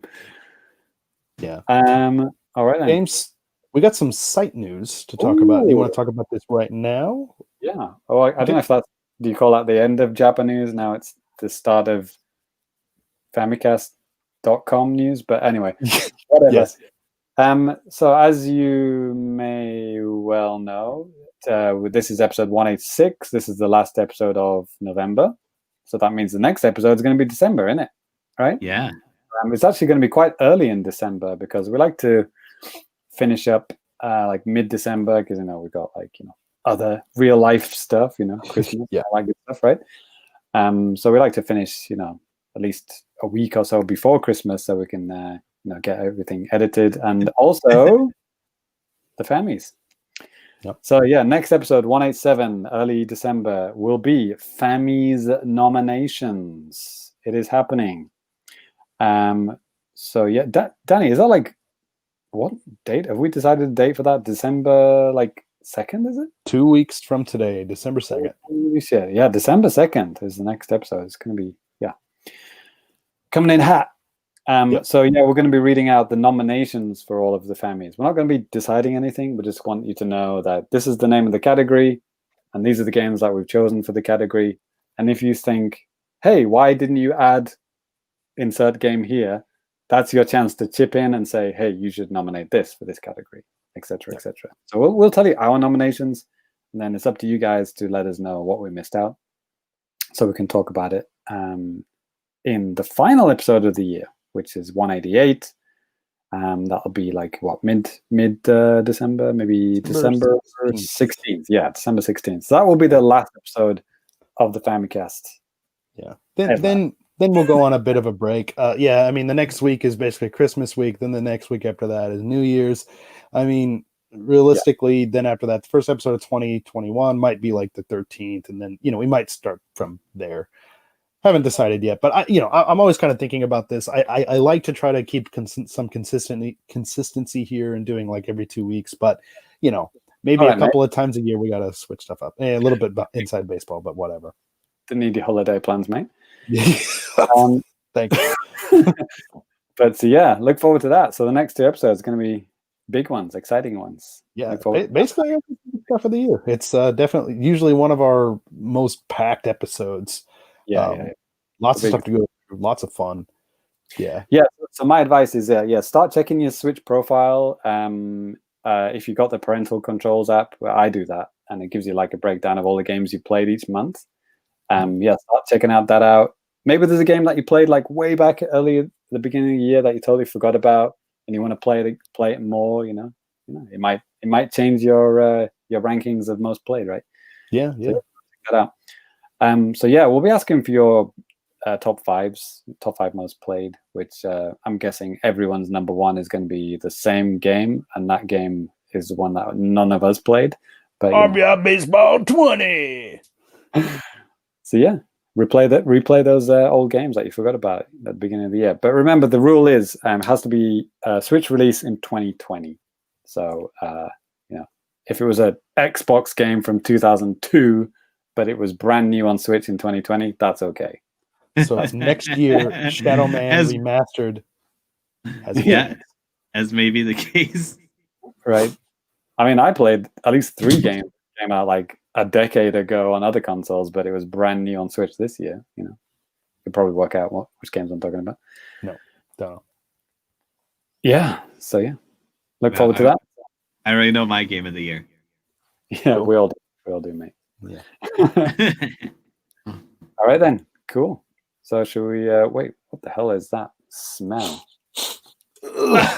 James, Bring it in, boys. where's Bring it in. dinner? Backing up. All right then, just lay it on the ground there. Be fine.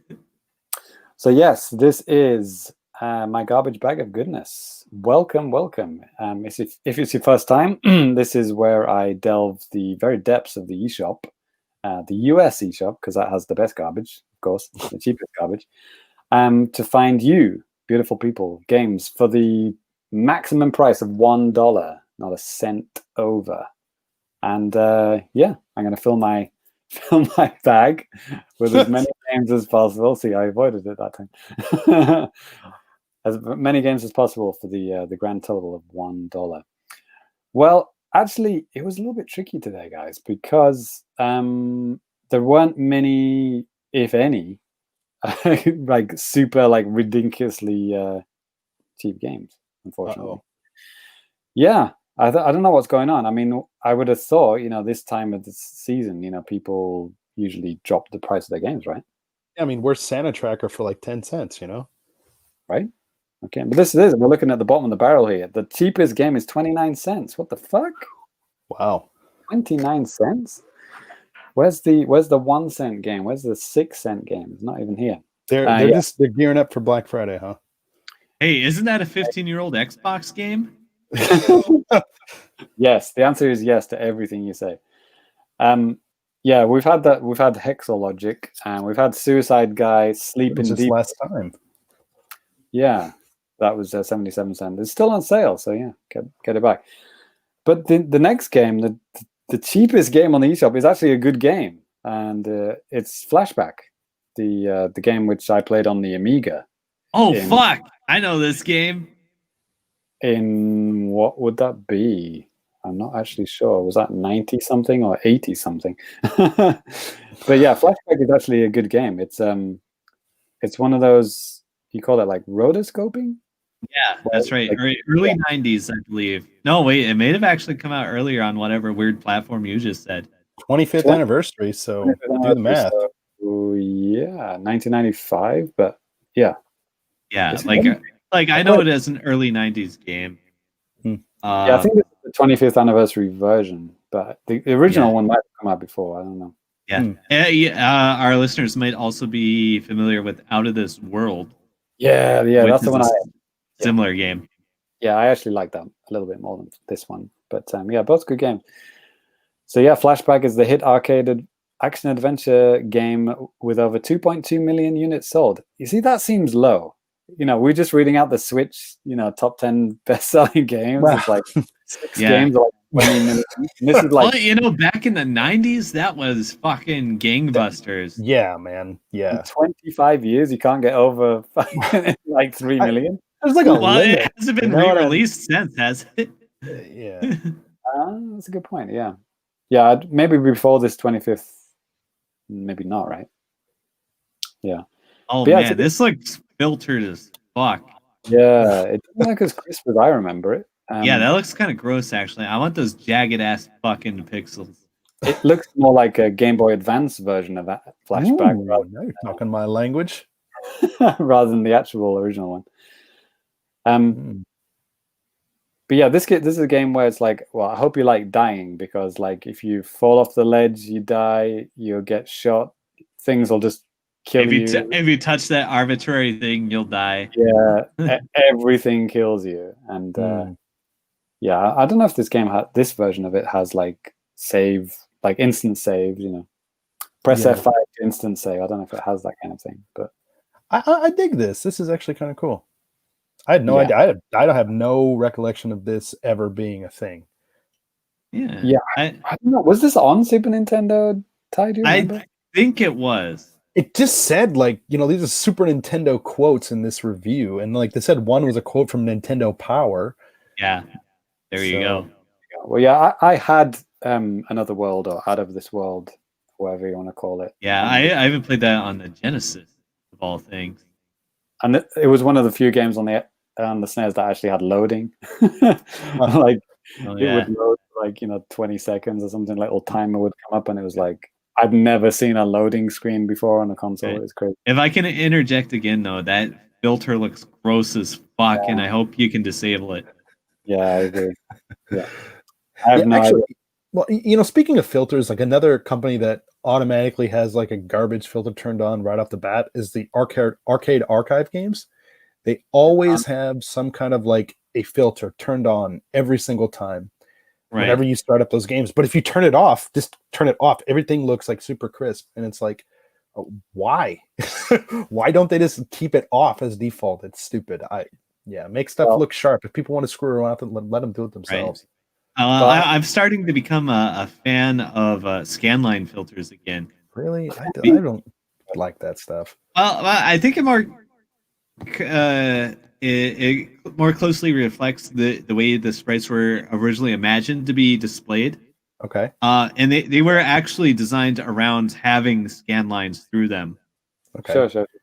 But this I've seen some really convincing tweets lately showing like some side by sides of what some original pixel art looks like, and it actually does look better with the scan lines. And I played a few games that look better with scan lines. The scan lines always just seem cheap, like how they put them in games. I just don't like it. It just looks fake and dumb.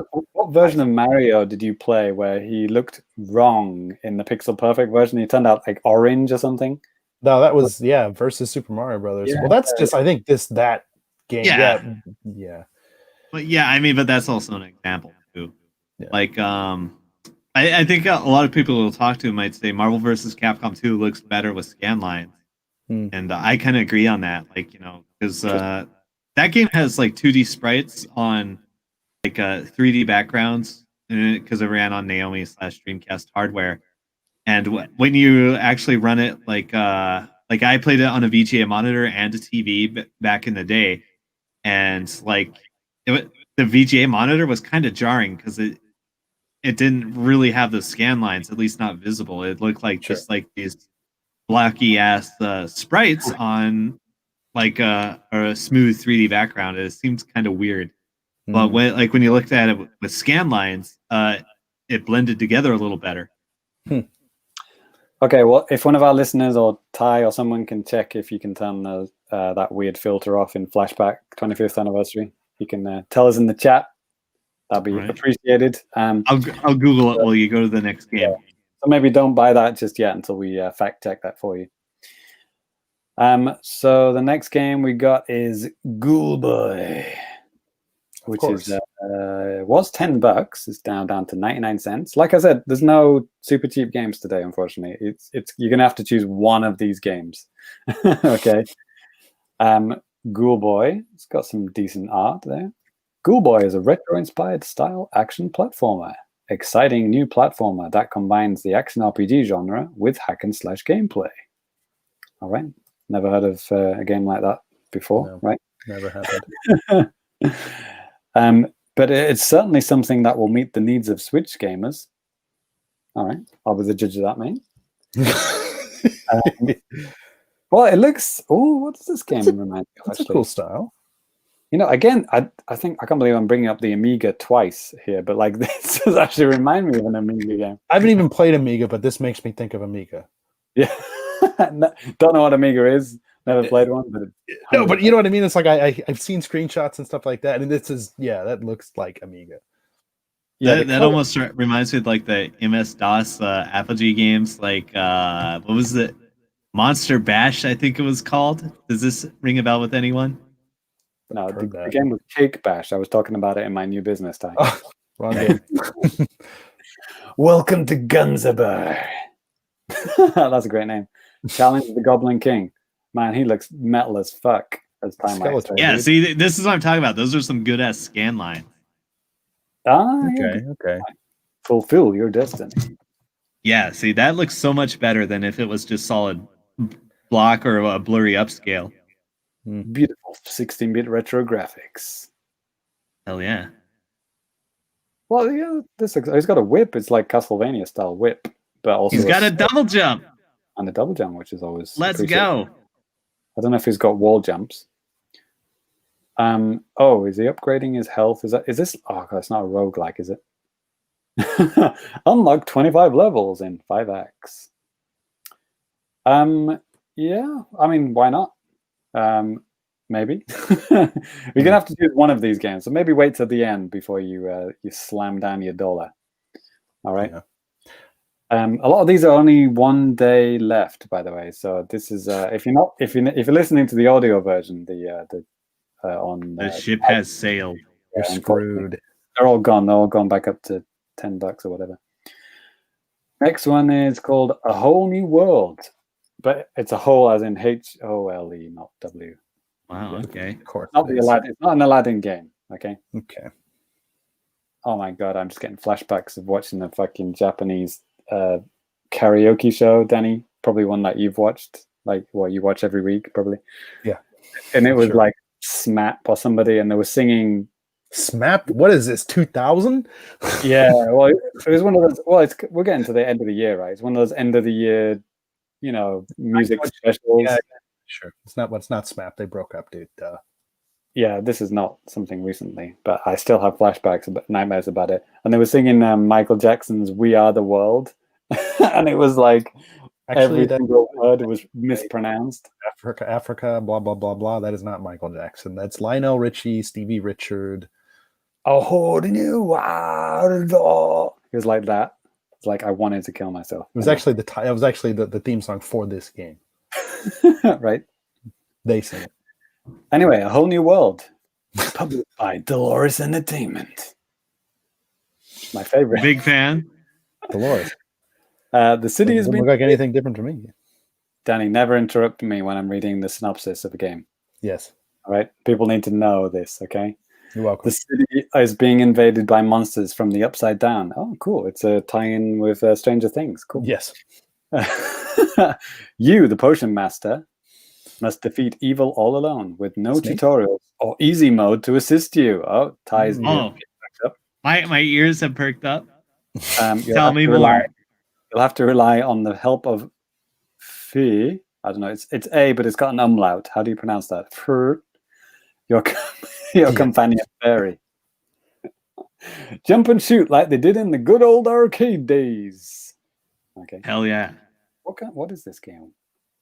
It's based in the Upside Down, and it's got. Well, it's probably just a platformer, isn't it? Stranger Things, Potions Master, Snape. He looks like Harry Potter, Stranger Things. Yeah, they're going balls out, man. You do go upside down. It reminds me of like Shovel Knight art for some reason. Some of these things, some of these guys. Okay. Okay. Yeah, this guy. That's like Shovel Knight. Shovel Knight art. It's pretty metal. Blood Potion. They don't have a trailer. There's no trailer. Okay. Well, I can't really recommend that one, but I mean, it looks okay. But yeah, I'm intrigued. There's no easy mode, so it's probably hard. But good luck to you? Question mark. Yes. $10 down to $1. Ooh, wait a minute. We've got Suicide Guy, but this is not Suicide Guy, the sequel, the one that we talked about last time. This is just the original. Oh no, but it's $1.03. It's okay, James. I'll give you the 3 cents. I'll subsidize this purchase. I don't like that kind of pressure hanging over me. owing somebody that much money. Okay, well, we have Gnome's Garden and Gnome's Garden 2 first. I don't know which one. Fuck off. Well, we don't know which one to buy, Ty. Are we going with the first one or the sequel? Look at this fucking art. This is like deviantart.jpg. It wishes it was a JPEG. It looks like a fucking mobile game. This looks like Farmville. Yeah, it's like SimCity, but on the smartphone, maybe. What the hell is this? Are you building a gnome city? Gnome garden. Okay. It's a sweatshop produced Yeah. fucking Microsoft tablet game from 2008. If they had the David the Gnome license, this thing would just go sell like Right. Yeah, wild. that would slap. Jesus Christ. Well, it's $5. Well, it used to be $5, now it's $1. So, well, what about the sequel then? Maybe the sequel is way better and looks beautiful and looks amazing. I hope it's a first-person shooter. Nope, it looks exactly the same as the first one. It's like less angular. Seriously, is it? Have they just copy and pasted the same game? Even the art looks the same. By the way, Hi Tiny in the chat says, Fey or Fue or whatever you said earlier, James. Fue and Fey sounds exactly the same in English. So, boom. Okay, Fey and Fey. Okay, so it's Fey. Okay, yeah, those are both garbage. Don't even bother. Okay, let's go for Suicide Guy, and Ty is going to spot us the 3 cents. Let's go. Let's do it. Suicide Guy. Oh yeah. What led him down this dark path? He looks pretty happy for a Suicide Guy, actually. Yeah, I was gonna say. Really don't understand why this game is called Suicide Guy. It used to be $8. It's now down to $1.03. So this is an illegal purchase if we're playing by regular garbage bag rules. All right, I see a Volkswagen Bug. I see outer space. All right, they're looking good so far. Ooh, the sex dungeon. Portal reference. Portal. What is this game? It's got so many different... TF2 reference. That fucking chef game. Overcooked? Yeah, Listen, that's it. We just talked about it, yeah. Comic mischief, fantasy violence, use of alcohol. Rated E. I love it. Let's go. Let's get fucked up. I can get down. Okay. Yeah, just thinking about suicide Yeah, at right. McDonald's. Kicking over the garbage cans as one does. You see, it's so weird. Use doorways. Drink water. Jump on mushrooms. First person platforming is Frisbee throwing. What's happening? What? It's like a VR game, but without the VR. Yeah. I wonder if they're That's like Serious Sam without the shooting. right? What is this? Putting a frozen Duck in the pan. It's a screwdriver now. Okay. and I'm gonna throw a traffic cone at ducks. I guess is it trapped in his dream world or something? I think that's what the idea was. Oh, is that Windows 95 reference there? Blue screen of death, and then Oh god, the computer catches on fire. it turns on fire. Brilliant. Nice reference. Yeah, I mean, it looks interesting. Very varied, I would say. And now he's in a car. Jesus. Hell yeah. It must be that red Volkswagen Beetle. It's got to be America. Drinking and driving. It's okay. Yeah. Yeah, dude. The frame rate was so bad in the stream from last episode, like you couldn't really make out anything that was going on. Yeah. And probably it's the same for this one as well. But it is very smooth. Yeah, we wouldn't know. Oh, now this is the truth. Okay. Oh my god! Oh, there's the suicide we were looking for. Yeah, he killed himself by running into a train. Running into a train that is just full steam. Like ahead. head on. Yeah. Let's go. Yeah. Like he's gonna suplex it in Final Fantasy VI. James Allen, if he's being chased by drugs and demons, surely he is on drugs. Should be called High Guy. This Hell yeah. guy is set in the incredible and extraordinary dreams of its protagonist. What would you do in order to save the thing you love most? Yeah, but what does he love though? In that trailer, I got nothing apart from a frozen turkey thrown into a fucking cauldron. The computer. Drinking and driving.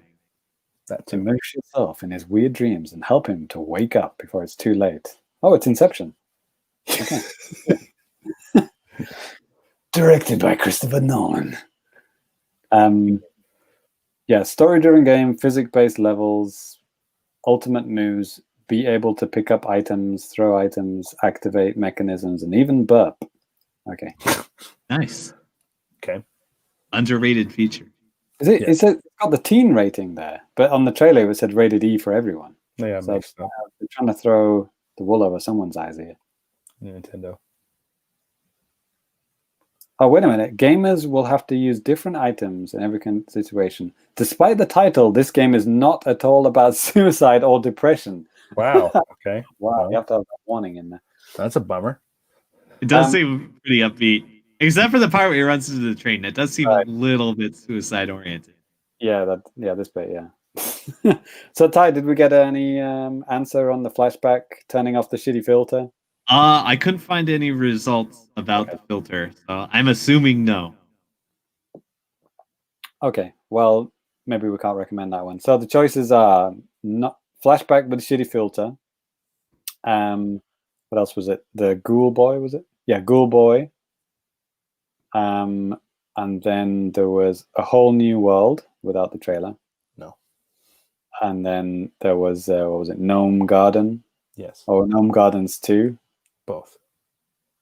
Or the Suicide Guy. The first one. I'd either say Gnome Garden 2 or Suicide Guy. Wow, come for the sequel. Well, Suicide Guy Sleeping Deeply, the sequel, is actually under $1, so that is legal. Yes, so it would be perfect to kind of have the whole series. You know, last time we did get Sleeping Deeply. Yeah. So there you go.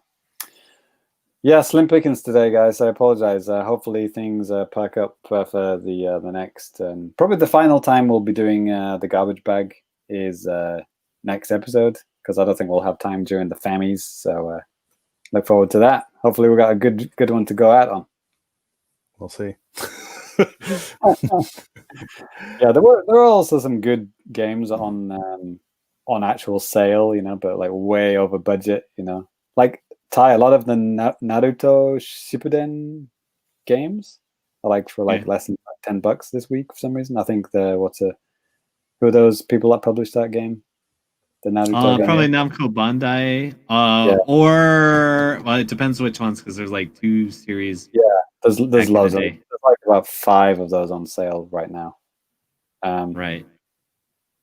Yeah, a whole bunch of good games. Yeah, check your local listings for details. Back to you in the studio, Danny. All right. Well, next up, we're going to go ahead and move on to a little bit of feedback from you guys. So if you would like your comment or question read out on the air, feel free to email us at thefamicast@gmail.com. Hit us up on Twitter at thefamicast. Sound off in a YouTube comment, sound off during like the chat, like some of these guys have, and we'll read your comments out like these guys.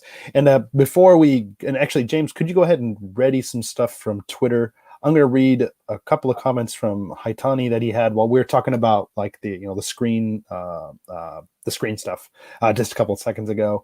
Haitani says, some games on NES even use the TV screen dots to show colors that weren't even there. Like single white dots, i.e. like a starry sky, would be depicted in red, blue, or green on CRTs sometimes. That way, they could show more colors on screen than the console was actually capable of. Okay. Right? That's what I'm talking about. Like, they were designed for scanline CRTs, and thus they look better on scanline CRTs than some other thing. Okay. I can pick up what you're throwing down. I think just out of habit. I will give some ups to James for saying that a lot of scanline filters have looked cheap and bad. I said that. Oh, you said that? Okay. Yeah. You just kind of blew together in my mind. Right. Too. Actually, James, we're wearing like a black shirt. Are you wearing a signed shirt too?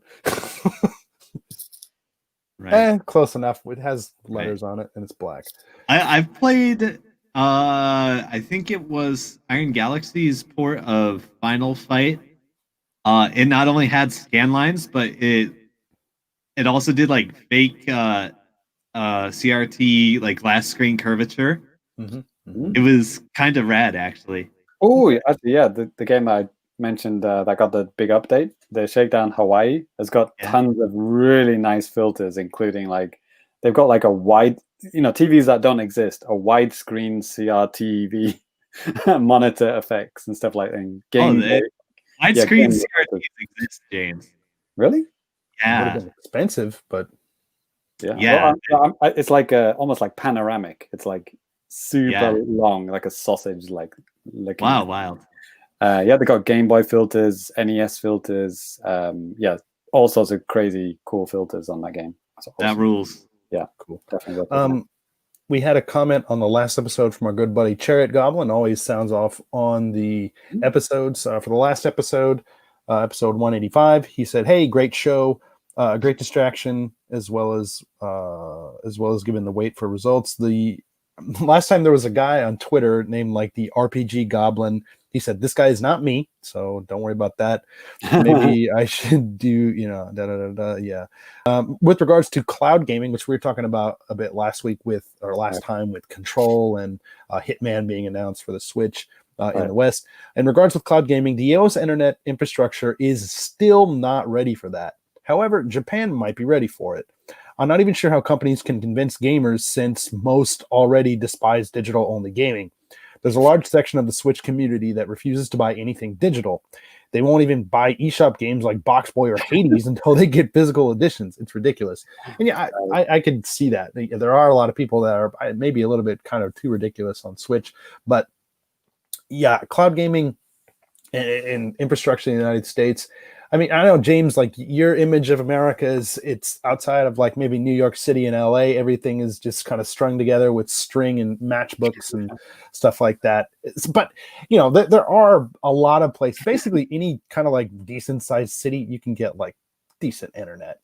But at the same time, you got to worry about a lot of things, data caps and stuff like that. I mean, having not lived in America for, over a decade, I don't know all the ins and outs, but, I could talk to family and I hear about this stuff. But yeah, man, but living here in Japan and, having experienced cloud gaming with, a couple of different things, James and myself, both between, the other Ubisoft games, Resident Evil and, Assassin's Creed, things work okay here.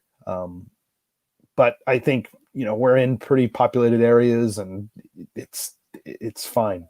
But yeah, in the States, it's just getting a little bit tricky with other limitations and stuff like that. Data caps. I had to check the dictionary for what that meant. Ah, really? I haven't had to deal with that shit for a long time. But yeah, I totally forgot about that. Like internet companies will just straight up turn off your internet if you go over a certain amount. Fucking ridiculous. Yeah, well, that's like something Japan would do, except Japan doesn't do that. Yeah, it's kind of weird. But James, do you have anything pulled up from Twitter? I'm gonna pull up a couple other comments from YouTube, but if you have something from Twitter, go ahead and go for it. There was a animated GIF response from Nicholas Bray going like, "Whoa!" It's the kind of like, I can't believe what I'm looking at, scientist guy. That's Dr. Steve Brule. Dr. Steve Brule. Yeah, at your Steve balls Riley. score. You can't believe how amazing your balls are, Denny. I live to please. Good job. Yeah, one about the hype for the next generation consoles. Not looking good. Not looking good. The hype, I would probably agree with this actually. The hype for this new generation, PS5, Xbox X Series X thing. I mean, the hype is probably the lowest in my gaming lifespan. It's probably the lowest it's ever been. I thought it got a little bit lower with the PS4 and Xbox One. It felt like less than before, but this is like another step below that. It's like so many people just like, I'll get it later maybe. There's no like, I gotta get it day one. There's a some number of people, like maybe one guy on this podcast, but but yeah, it seems to be pretty indifferent mostly. Which console launch would you say was the most fucking hype? Like literally just your exploding out your pants hype. For me, I would say N64. Yeah, Nintendo 64, absolutely free. I That don't was like fucking getting robbed outside of Kmart type.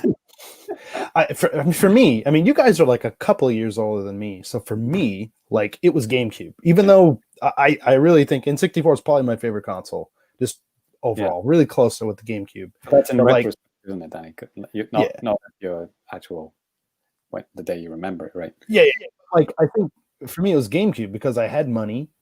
I had a job, and I was saving up money for like the GameCube and just reading about it and stuff like that. At that point I was like so hyped. I started getting into video games during the N64 era. So when it launched, I mean, of course I was interested, but then I started like reading about games, reading about interviews with developers and all sorts of stuff like that during that era, and then leading up to the GameCube. That's when I got like super hyped about stuff, just gaming in general. Yeah, I mean, I kind of mentioned it during Ty's new business, but this generation definitely feels like it's like an upgrade of the previous generation. Right. It's not really pushing a new technology, Yeah, I think is what you're getting at. It's like iPhone 12 to iPhone 13 or whatever. It's like, well, cool, I guess, but right, like before, just before this generation, the big push was like sharing stuff, streaming right from your console, and like the social aspects. But there's not a new thing. There's not like a VR push. There's not like a like a Kinect motion camera push. There's nothing like that. Yeah, I mean, it's just better hardware. That's it. It seems like people are trying to make ray tracing the thing, but like I think probably 95% of the people out there hear ray tracing and think, "What the fuck are you talking about?" And even if they could even see it like happening or whatever, they'd probably still be like, "Oh, big fucking deal. They didn't do that before, anyways." Stuff like that. So ray tracing. Didn't he sell me a dodgy DVD player back in the Yeah. So I mean, like I mean, for right now, and I mean, like we talked about earlier in the episode, there are some a lot of things with the pandemic I think really slowed down like game development and all sorts of stuff like that. And maybe you could make a case that the new technology to push is cloud gaming, but it's actually bad. So no. Yeah, I mean, High Tiny mentions, he says like, hey, there are some fancy features in that PS5 controller, like like the haptic feedback type of stuff. That's cool, I guess, but like, I do want to experience that for myself. Like it does sound amazing. Like the like snapping through like pulling back the bow and actually feeling it like that. I want to try it out at least. Anyway. But when you actually try it, it's not going to be like that, and you'll be like, oh, okay. Yeah. Whatever. Got one from. Well, these are all just related to your balls, Danny. Yeah. Ryan said he's working on it. Give him a few more beers, and he'll be fondling those balls like a pro. Yep. So yeah, hashtag beat Bivens balls. Don't forget that. If it's not the episode title, it'll be written somewhere. Yep. Yeah. Anything else? I got one. Okay. It wasn't addressed to us, but it was by a friend of the show, Liam Robertson, and it caught my eye. He said, "It's kind of embarrassing listening to some of the game podcasts I follow attempting to talk about the election as an event while still both sidesing it. Comes off really cowardly and toothless." Well, I can safely say that's not us. It's funny. Well, like last episode, we didn't know who'd won the election for sure, and then this episode, it's not really much has changed. Right. Well. Yeah, and like I replied, and I say we kind of flip flop between like social democrat and hardline communist. Right. Famicast.com. That's right.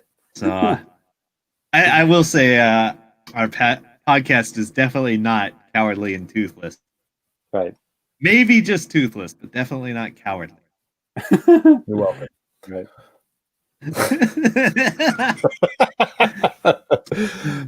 Sorry, hope you enjoyed that one.